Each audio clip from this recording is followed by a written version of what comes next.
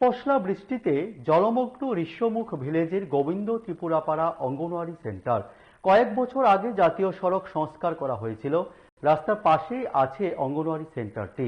অভিযোগ, দায়িত্বপ্রাপ্ত সংস্থার গাফিলতির কারণে নাকি বৃষ্টি হলে অঙ্গনওয়াড়ি সেন্টারে জল জমে থাকে।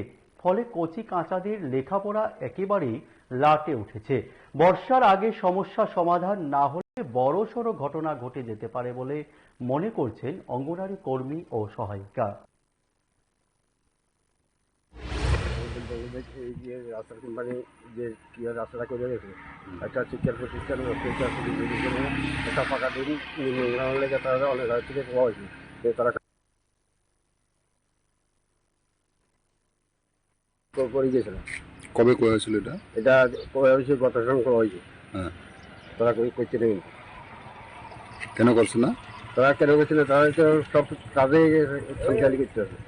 এখন এই জলটা কই থেকে ঢুকতেছে? এই জলটা দিয়ে রাস্তা এই রাস্তা থেকে ঢুকতে আছে।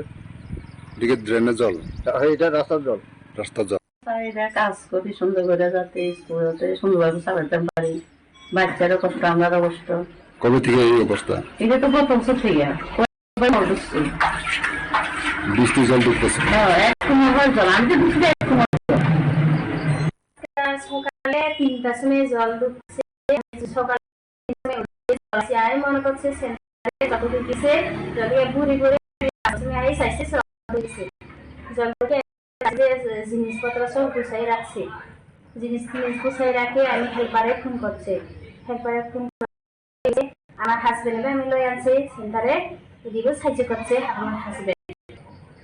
কই থেকে জল ঢুকছে? এটা বাইরে থেকে জল ঢুকে ইঞ্জিনিয়ার দিছে, পাইপ নিচে দিছে, দিয়ে জল ঢুকে যায়। এদিকে বৃষ্টি জল, বৃষ্টি বেশি না অল্প করে বৃষ্টি আসছে, ঢুকে গেছে জল। এইভাবে জল ঢুকে যে কারণ কি? সেন্টারের ভিতরে সেন্টারে যে এই রাস্তার কারণে সমস্যা হয়েছে।